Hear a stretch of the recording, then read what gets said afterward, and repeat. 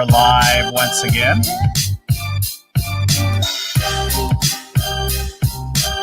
Beautiful, beautiful, beautiful. Hello and welcome again to the Scaling Up Business Podcast. Today's episode is particularly relevant if you're in a family business or if you work with family. So, family business or work with family, if you're involved in any way with issues in that realm, you're going to love today's show.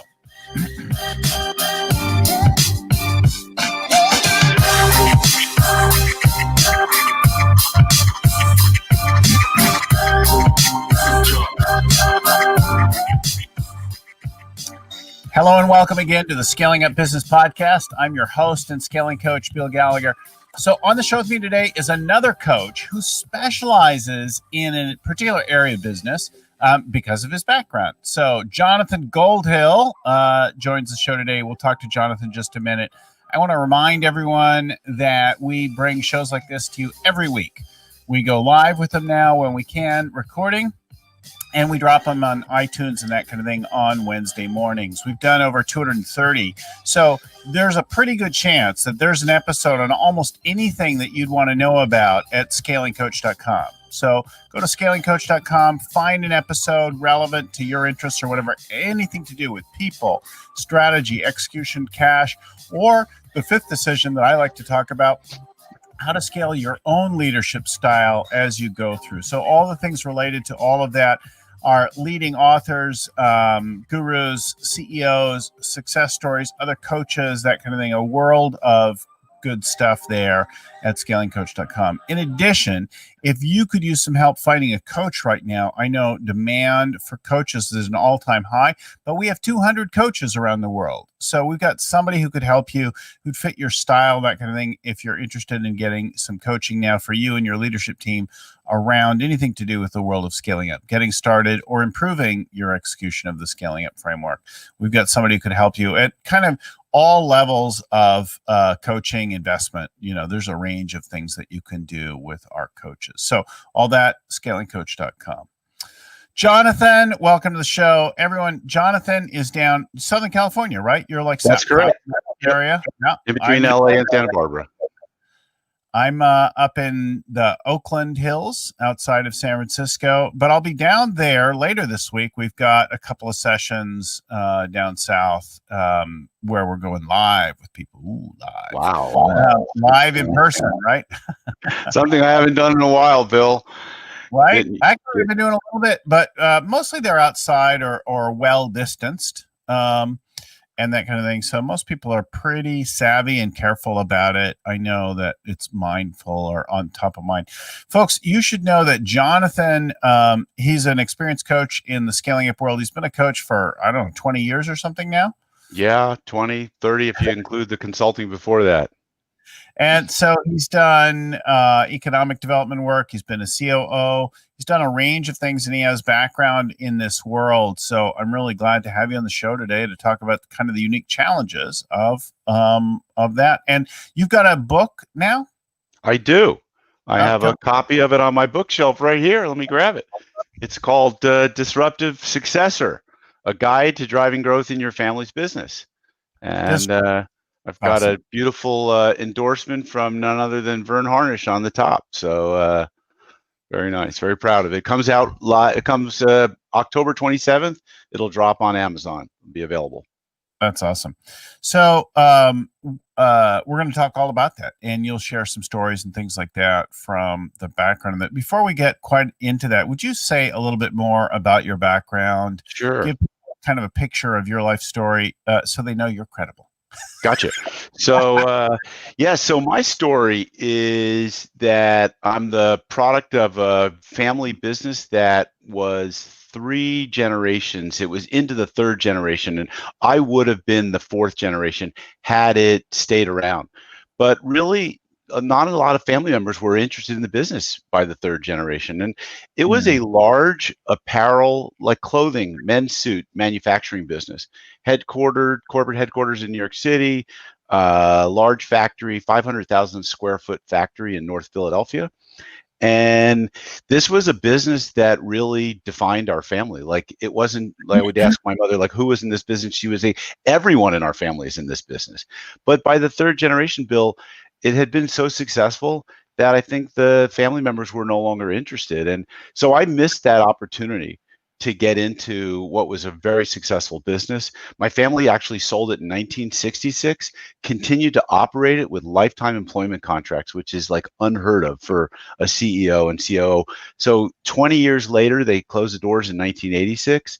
And I was 20 when I decided to move to California and figure out what was my passion and find my dream. And I did some entrepreneurial stuff. I did a lot of nonprofit business ventures that I started, was a grassroots organizer back, up in your area in Oakland, and ended up going back to business school after having an art and clothing company that I thought was going to be very successful. Only I didn't choose my partner very wisely, and he was a pretty crazy artist. And so it sent me back to business school with an interest in studying entrepreneurship and consulting. And from there, I basically spent the next 30 years.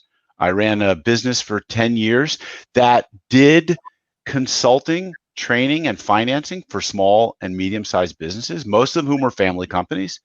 And that led me to just go on my own after running an internet company for a little while. So I really like family businesses. It took me full circle back to my family's business, and I just found myself working with so many families, and I see like different dynamics that are going on that, that are layered on top of the scaling up or growth dynamics that you talk about, which is that fifth, whatever you want to call it, fifth angle or dimension. Yeah. Yeah.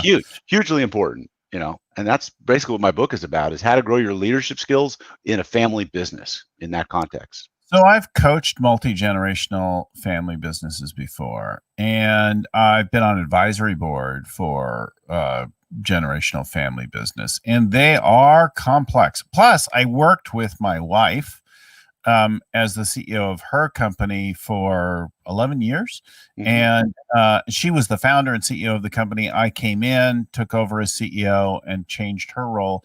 And that was eye-opening experience for like lots of dimensions, right? It was eye-opening from how to run a business to that kind of a business, how to work with your spouse, the impacts on our relationships, right? And then during the time, I also employed some of my siblings. And, when you fire or let go a sibling, it can make your holiday dinners a little quiet for a little while, right? It can put I'm dealing with that right now. I have a very favorite client of mine who's up in the Santa Cruz area, always invites me to stay over. I'm part of the family. And there was a falling out with the stepson. And it goes back. There's a lot of history that goes back there. And so I can't get into too much details about it, but there's, it's been crickets between the two of them for 9 months now. So. You shared a story about a landscaping company. Yes. Maybe talk about that whole, what went down there and how you managed that. Sure. So, I mean, this was an interesting situation. So, a young guy, millennial, 25, 26 years old, comes to me, and he's been basically a production manager, VP, commercial division of the landscape company.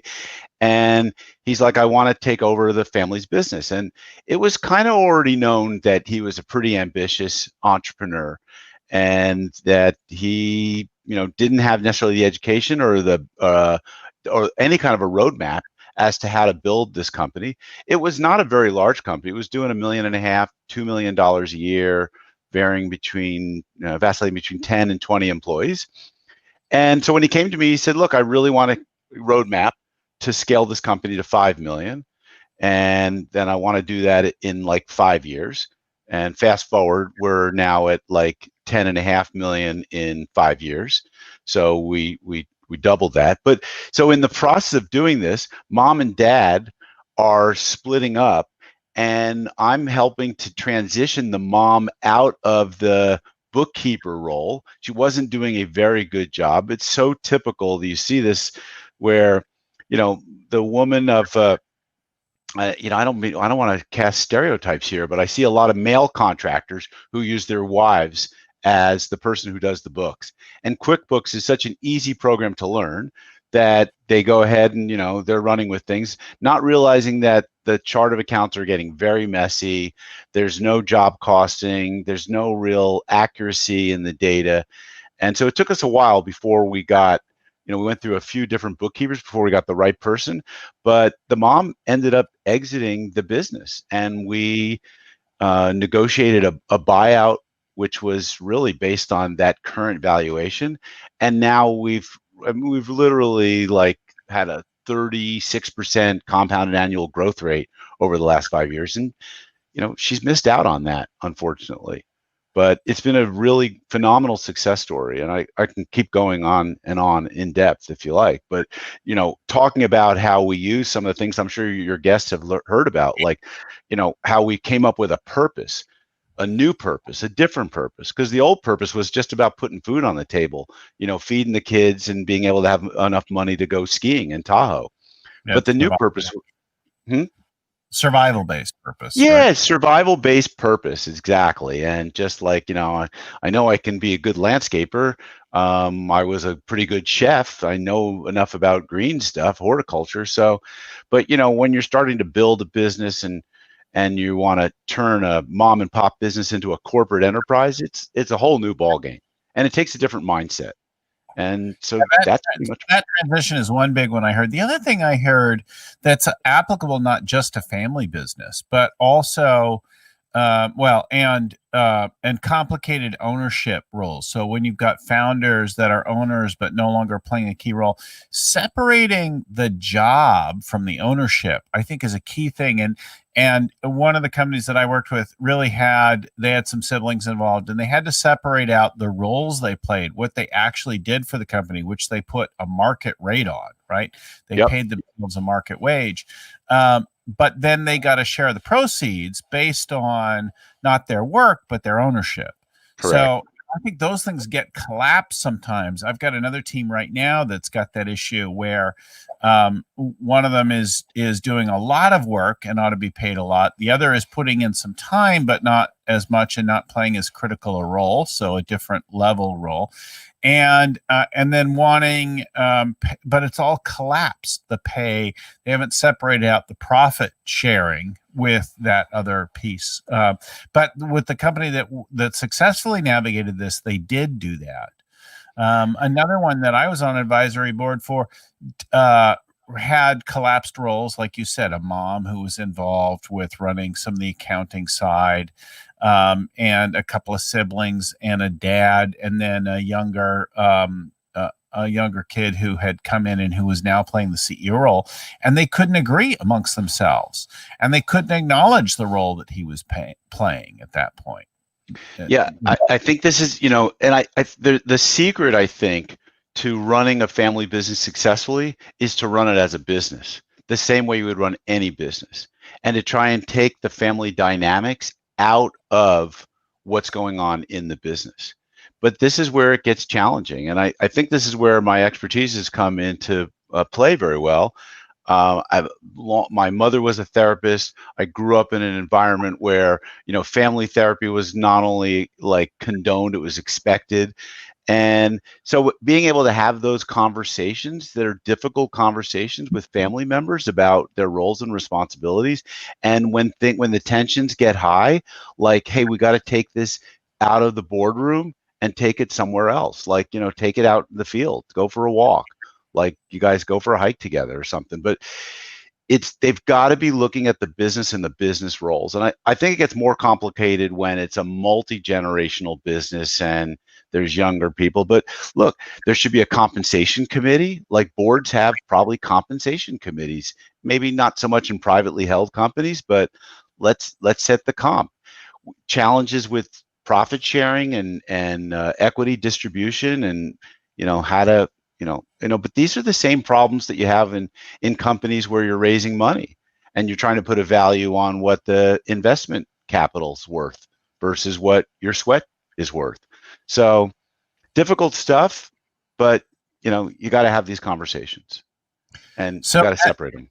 as a coach, I always feel like it makes a big difference if I'm willing to come in and say, hey guys, it's time for us to separate your jobs comp from your ownership comp and to work out an agreement and all that, than it is for me to say, tell you, the CEO. If I tell the key lead in the family or even a partnership, hey, it's time for you to do this, it's very hard for you to go do that.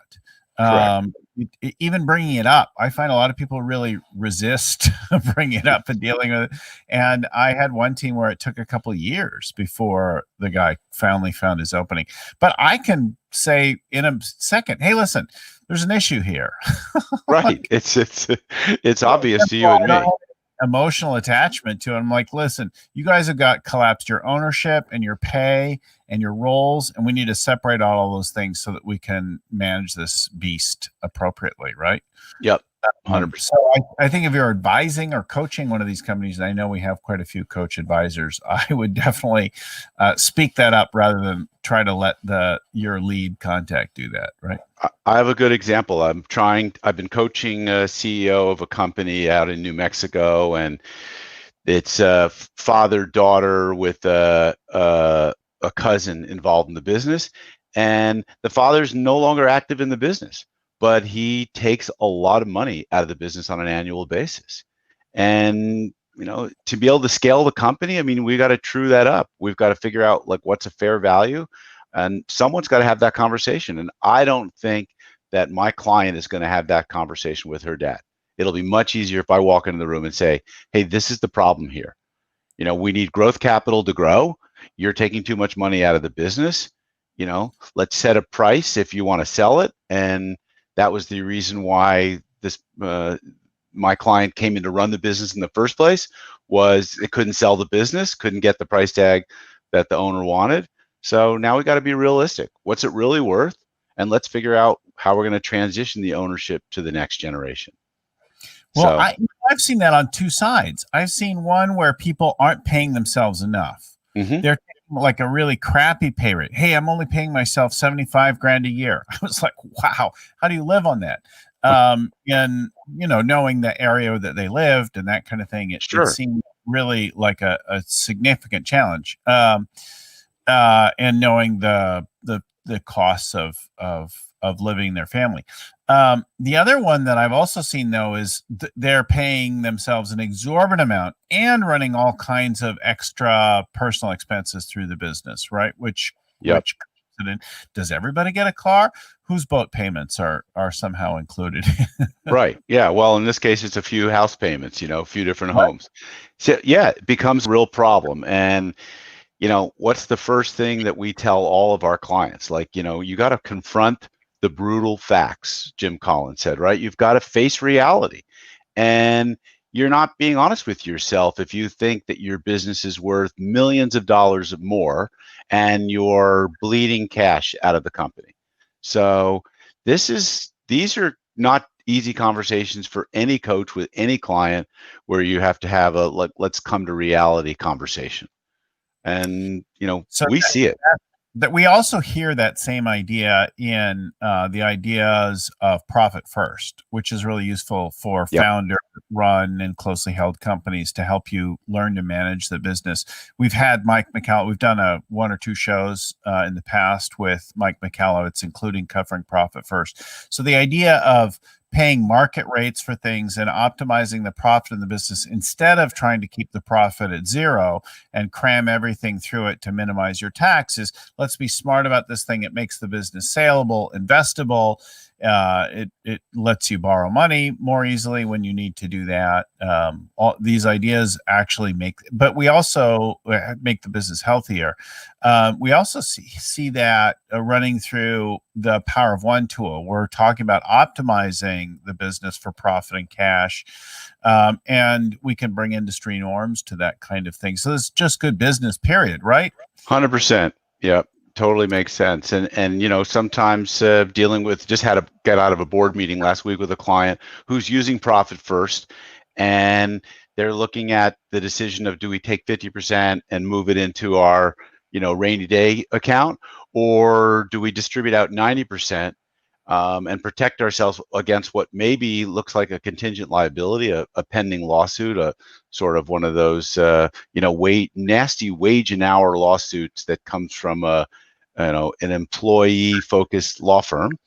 And do we move 90% off the balance sheet out of the company, and then know that, hey, if there may be a capital call at some point? So these are good practices. They're not easily managed if you don't have a controller who can handle all those different bank accounts. It's you're moving a lot of moving parts, but it's good stuff. So tell us some more family stories. Okay, so cruise or whatever right? Yeah, so one of my clients is a couple stories come to mind. So one of them is a client that's up in Oregon, and it was started by the father. And the father is, this, what I would call this typical entrepreneur type. And the entrepreneur type is someone who loves to start things, and he's a great salesman. He can sell anything. But when it comes to putting processes and putting making sure he's got the right people in the right seats, it's kind of like it's not that well organized. And so the son became the successor in this business, and decided that the son wanted to live in a different part, wanted to live in Southern California, down in San Diego. And so he spun off a marketing firm that he's running out of San Diego. And meanwhile, he's got the title of the CEO of the Oregon firm, which is more of a software as a service type of business. And so he's running two different businesses. The challenge is that the father, who's the founder, is not local anymore. He's living in Arizona, like on the golf course. And the son is trying to run the company from, San Diego. So, like, how successful is that Oregon company going to be in terms of driving leadership and vision? And, it could be, but the boots just aren't on the ground there. And so we brought in an outside president who is shaping things up. But I think it's really difficult when you have a father founder and a son successor who both have some of those same entrepreneurial strengths. They're really good at sales. They're really good at relationships, but they've got too many other things going on to really run and treat this baby as a business that needs to be grown, and the teenager needs to grow up. So that was an interesting challenge.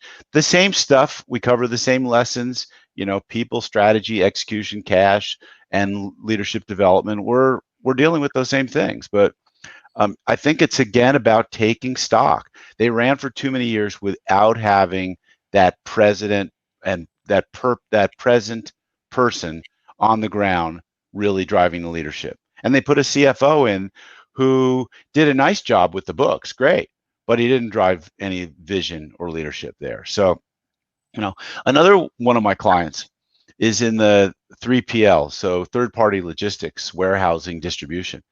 And this was really like a business that was started out of the guy's garage and went and got a warehouse, and started by what is, probably guys in his 70s at this point. And his son came into the business at a young age, but he brought me in years ago to say, I need you to coach my son to level him up. And it wasn't that easy, I have to say, so I really think that the entrepreneurial aptitude I think it exists within all of us, but I don't think the synapses and the wires are connected for everyone. Not everyone has that drive. And so figuring out is like, I'm looking for that guy who's got that drive and is either going to be what is now called a transgenerational entrepreneur. So that's your father was an entrepreneur, you're an entrepreneur, but you're not going into that unsexy, tired looking business that your dad started. Like, that's old school. You're going to start something else. Or that next generation leader who's going to work with the father to get the father, and I'm stereotyping, sorry, that it's a father. It might be any kind of a founder. Certainly could be, but that's just statistically, it's mostly a father. So is to work with that father to help him transition out of the way so that you can drive the future. So, you know, it's these dynamics show up and you just don't know who's going to be who's going to show up, but you've got Yeah. to deal with what's present and work from Well, there. and also the understanding the types, right? So, um, I uh, I have a friend who I know this guy, and he's really great at making friends, at opening doors, at making phone calls, at things like that.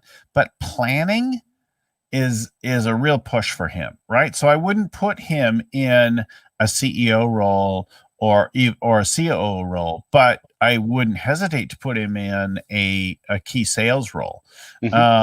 right? But also maybe not even a sales management role, right? And then I think about our family business. And so my wife started the thing. It's very female centric. She led it. Always had that kind of vibe, and our daughter has often wanted to do something with her, not necessarily associated with the old brand, or sometimes going in and out of wanting to be with the old brand. But and what does she bring? Well, she's very young, so at this stage she hasn't developed all of those things, but she's unbelievably creative, right? So where they collaborate on a creative idea, things go really, really well, right? Understanding the dynamics of each one. I always know that I've been great with strategy and with kind of the sales side of things and the communication, but relationship management and execution. Well, in the world of execution, I always had to use and lean on the habits, right? The framework and key people. But like anything, it seems like there's the family dynamic, which complicates the already important personal dynamic, right? Who are you? Do you Yep. know who you are? And are you willing for someone to relate to you as what you're good at and not good at? Yeah, and so like one of the things that I would always recommend to someone who's looking at bringing their son or daughter into the business is at a young age, like maybe your daughter's age, is, hey, I want you to like work all the different positions. Bill, I don't know if you've ever worked in a restaurant. I know I have. And you started, right? You started like, okay, Work. That's such great boot camp for operations. It is. I remember my first restaurant job at 16. It was like, I came in as a busboy, and next thing I knew, I was like sweeping the front, patio, and I was sweeping the back, and then, oh, you need as dishwasher. Oh, you need it as like, a short order cook here. So it was, you played a lot of roles, and you don't really understand how to work the front of the house in a restaurant until you've worked all the positions in the back of the house. And so the same thing applies to the business. Like, go and try all these different roles and try them, and let's see which ones you like. Let's see which ones you're good at, and let's start to understand what your strengths, your unique abilities are. And and the other thing is that once you've already done that, matured some, then send the child out to go work for a real company, like a successful middle market or larger company that's got great systems and processes. Let them go learn on that company's dime, and then have them come back and bring all the wisdom and intelligence that they learned after a couple of years there. That's how you school someone. There's enormous value in that, right? Of getting a broad perspective and getting outside the business. So if you've grown up in the family business and only ever worked in the family business, and you didn't ever go get any corporate or other business, you probably have a very narrow view of what's possible. And it's so important to go out and do some of that other stuff to broaden the perspective. I think about a couple of corporate jobs that I had. That was really, really useful in learning how things operate at very, very different scale, how to work through people, how to work when you don't own the business, when you're or are really closely related to the owner. Yep. And, there's a lot of unfair advantage that family members have. And so, that's one of the things I school my clients on. Like, do not overcompensate family members just because they're family. You want to pay them 5%, maybe 10% over what that market wage would be. Okay. But their benefit should come from equity ownership. Let them get their dividend distributions from that, not Right. from, paying them an unfair wage. And because everyone's going to see, like, people talk, especially in small companies, and people know what you're making. And if you're being paid $150,000 for what is a $60,000 or $90,000 job, or even $120,000 jobs, it does not create good culture in the organization. Well, and even if you're trying to be discreet about it and finesse something, right? People are going to see when you roll up in a Jag and everybody else is still driving a Toyota. Right, exactly. Not cool. Definitely not cool. So it's got to be revealed. It's interesting. I worked with. I noticed in your stories, I worked with a husband and wife a couple of years back, who were very interested. Like, they were thinking about succession, and our work went well initially, but we ran into a stumbling block, and that was they couldn't agree on the BHAG. And they wavered on the BHAG. And I feel like if you waver on the long-term goal, then the whole point of the coaching and succession is somewhat obviated, right? Like, what are we even working on? Like, it's a moving target, and then you don't want to spend the money or the time to do the kind of work to clarify things if you can agree on some of that, which is Rockefeller habit number one, right? Yep. Yeah, I'm dealing with that situation right now with a client where we set a BHAG a few years ago, and it was pretty clear, and it was 30 million by 2030. But now the founder, who is the majority shareholder, who is in his middle 50s, is saying to himself, I don't need this to be a $30 million company. Like, I'm good with the way things are right now. Like, and we all, like, a 30-year-old can bet the farm because they got 30 years ahead of them. A 60-year-old is not betting the farm because it's like they don't want to take that kind of risk. So we may be at a crossroads, and I think honestly that it comes down to really good execution, right, Bill? If guys like us who are in their back pocket can help engineer consistent profitability, consistent growth, not wild, crazy scale up, blitz scale kind of approach, but like we're talking maybe 10 to 20% top line growth with significant improvements in their bottom line, maintaining a 15 or 10 to 20% profitability at all times. I mean, then that kind of let's call it conservative approach can look attractive because you feel like it starts to become consistent. Yeah. And so you've got a job, you've got income, which is really important to a lot of folks, not necessarily important to somebody wanting to grow and sell at an earlier stage in their life. My wife and I disagreed about this for a long time. I'm like, I want to go to 250 and beyond. And she's like, yeah, I don't really, like, does the world need that? I don't know if I want that. I don't know if I want to play at that level. And we really we worked on some approaches to it, but fundamentally, I wanted to grow a lot and she did not. Now, we did some things well and some things not so well along that process, but it was really interesting how that dynamic was further complicated by the family relationship. So if we had just been partners, we might have either worked just subconsciously at cross purposes, or we might have split up. One or the other would have left the business because of a different direction. But because we're married, that would mean like a whole bunch of other things until we actually did change. And she actually took the business in a different direction, and I went and became a full-time coach. Right. So yeah, I think otherwise compromise is in order. If you want to keep the family unit together, you got to make a compromise, and it's going to be either her way, your way, or the highway, as we say. Correct. So talk some more about the development and the succession plan. So planning the succession and then going to work on it. Tell us about that. Yeah, so I think that it's really important that just like you're looking at any leader, you need to look at the skill sets of the person. What do they need to learn, to grow, to develop, and do they have that leadership capability? And so by the way, in many businesses, that I'm working with now, increasingly so, there's multiple family members in the next generation. So you're now having to choose who is the successor heir that's going to be the CEO. And so that is the first part of the work, is really evaluating the leadership capability and potential of that person, and do they have what it takes, and what do they need to learn.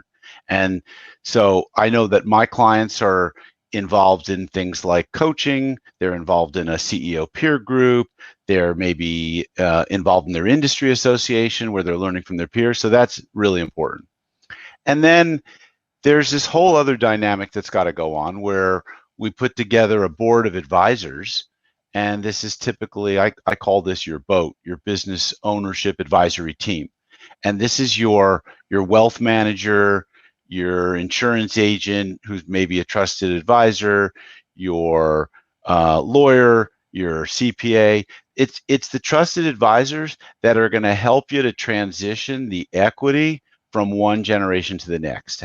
How is it going to be done? Is it going to be done through a lifetime gifting exemption? Is it going to be done through a purchase? Is it going to be financed? So all of this has to be discussed and figured out. And this takes, I think, a few years a lot of times, because these are the conversations that people don't want to have, and that people are slow to dealing with conflict in this area.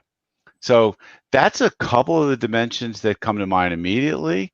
But there's a lot of work in that succession planning dynamic, and I wouldn't say that I'm an absolute expert in it, but I know who the right people are to bring to the table, so we can start facilitating that conversation. Because you need to bring an appraiser who's going to evaluate the business. You've got to decide on, is this an appraisal method that we're going to use year in, year out, or as new family members come in, what's the process to distribute stock.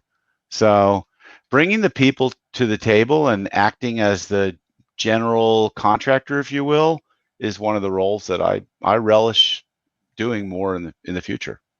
So. Well, it seems like, one, you've got to have some interest from someone. My dad wanted me to work with him forever, and I just didn't want to do it. I didn't want to do it because of the whole father-son dynamic. Like, I don't want to go there. But a little bit, it broke his heart, like that I didn't want to do that. And I know that not only did he love me, but he also thought that I would bring a different perspective to growing the business, which he probably hoped would take it in a different direction. But so you got to have interest, and then you got to have some skills, right? And some self-awareness, some experience to apply the skills, right? And then there's the whole plan that you point to, the valuation, the transfer, who's going to get what. I've seen where that can get really ugly between a family who's gotten very used to getting a certain amount of income, and then wants somebody else to take a higher role, but doesn't want to give up anything. Yeah. Fortunately, I guess so far the clients that I've been working with, this transition has been pretty smooth, because people recognize, a lot of them have already taken, built up a lifestyle that is already paid for, and they're not looking for a lot more. They've already got the second home. They've already got the nice cars. They've already, put money into their houses and fixed them up.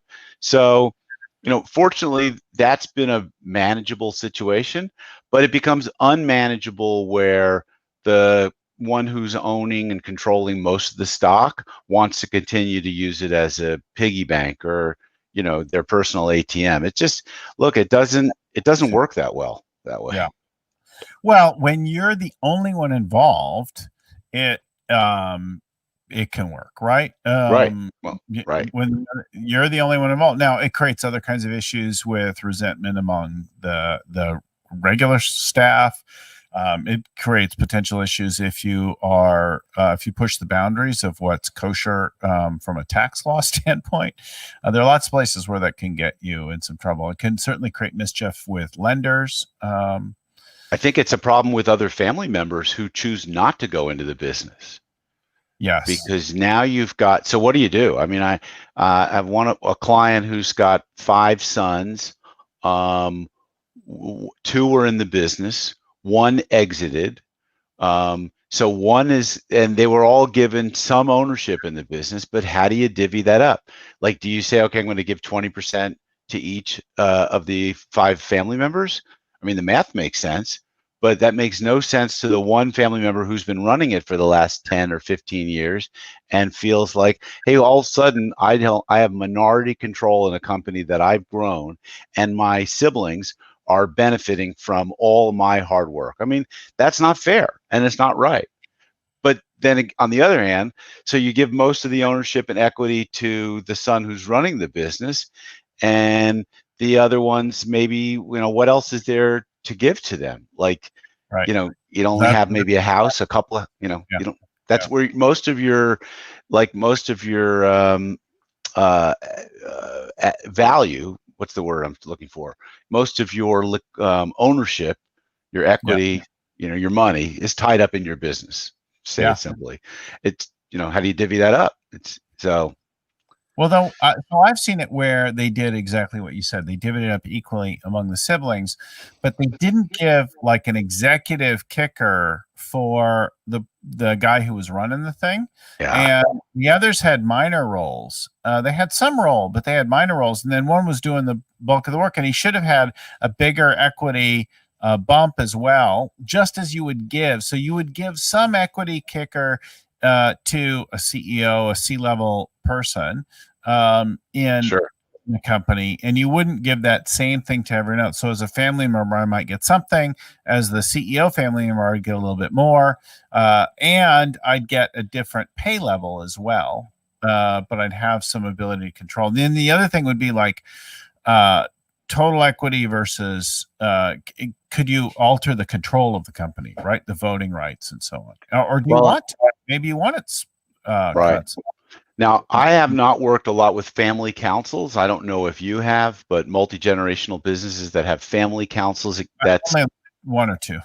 yeah, so that's where you can give more control and authority to an outside group and let some of the people they're in the family council, but there's professional advisory folks that are there to guide these difficult decisions.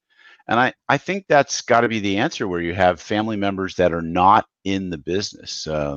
So there's 7 different potential stakeholder groups in family businesses. You just like do the diagrams, do 3 Venn diagrams. One is owners, one is employees, and one is family members. And you'll see there's 7 different stakeholder groups. They overlap.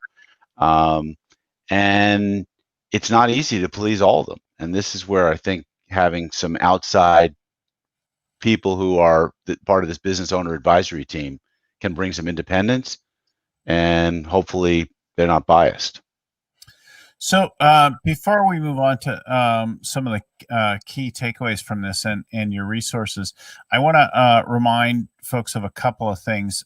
First of all, if you're watching this live or the video recording today or tomorrow before it hits iTunes, we want to let you know that there's even if you watch later, you could get the free download of this. So there's a free webinar tomorrow as I'm speaking live with Vern Harnish and Daniel Marcos about the 4 secrets to doubling the cash flow and 10xing the value going through this time. They're going to do a quick intro webinar and give you guys, it's 90 minutes long. It's totally free, and you can get started with a few key moves that are really relevant to this time. Of course, they've got other things that you can buy, and you can do the whole scaling up thing and buy into that after the fact, but they'll be doing this on Tuesday the 13th, or you can watch the replay later. We've got a link to that in both the notes here as well as in on the crawl on the screen right now if you're watching on video. So that's tomorrow. And then a couple thanks to people for some of the other stuff. So if our show helped you, the thing that you could do for us that would be most appreciated would be to give us a review, give us a rating and a review wherever you get it. So on iTunes or wherever else you're watching, your full rating there really helps us to get discovered and seen by more folks. You can also share the show, pass it along with people, and that helps us, and of course helps your friends, whoever you give the show to, if you think that they've got a family business or are working on scaling up. We do a new show like this every week, so you can subscribe right in iTunes or Spotify or wherever you're getting the show, or you can go to our website, scalingcoach.com, and find not only this show, but all the shows, and subscribe to get a notice every week when we put out a new show. So all that at scalingcoach.com, as well as if you'd like some help finding a coach, or you want to give us some feedback on the show, drop us a note, ask us a question. The email is info@scalingcoach.com. That'll get somebody on our team who will reply to you. Info@scalingcoach.com. I want to give special thanks to Lucy Summers, our show producer, who's in the background working things, gets things ready before and after, and helps promote the show. And to Vern Harnish, the author and creator of the Scaling Up Framework, the original Rockefeller Habits. And then to some of the others on the team. Our audio is edited by Albert Burge at Podfly Productions. The show notes are written by Ayn Codina and then proofread by Tim McGowan. So let's go to some of your stuff. I want to remind folks where they can get what they can. So here's what I'm hearing so far. If you want to run a family business well, you want to treat it like a regular business, and you want to treat the family members like executive leaders within the business and or owners, and deal with those different parts. You got to have a plan. You got to run it in the way that you would any kind of business, and not let the informality of the family situation degrade the running of the business, right? You nailed it. And then I kind of hear the desire to grow balanced with and finding that path that the family can align around, the people who, so somebody who wants to lead and continue to lead, and then develop that path of leadership against a common vision. I think those are the key things that I heard. Did I miss something? No, I think you got it right. And, like any business, you need to have like a framework or a playbook, whether it's the Rockefeller Habits, or in my book, I put together a 7 Ps playbook that's much simpler. But yeah, I think once you have this playbook that you're going to implement into your business, then you move the family dynamics, the personal conversations, the stuff that doesn't belong in the business room and moves outside, you move it elsewhere. And so let's just take, for instance, I get into the book a little bit about decision making and the types of decisions that need to be made. And I get into the book also a little bit about communication and how to communicate effectively with one another. So you've got to really separate family, psychological, rivalry type stuff from where are we taking this business. And they get convoluted, and you need to, unconfabulate them, if that is a word. So everyone, thanks to Jonathan Goldhill, author of The Disruptive Successor. You'll find information about the book at disruptivesuccessor.com. Of course, we'll put that on the scroll here on the screen, as well as in the show notes. Jonathan is from the Goldhill Group, thegoldhillgroup.com. Jonathan, thanks so much for talking with our listeners and sharing a little bit of your wisdom and in the new book with the Scaling Up audience today. Bill, thanks for having me on the show. Did a great job. Yeah, thanks so much, everyone. We'll talk to you guys again next week. In the meantime, keep scaling up.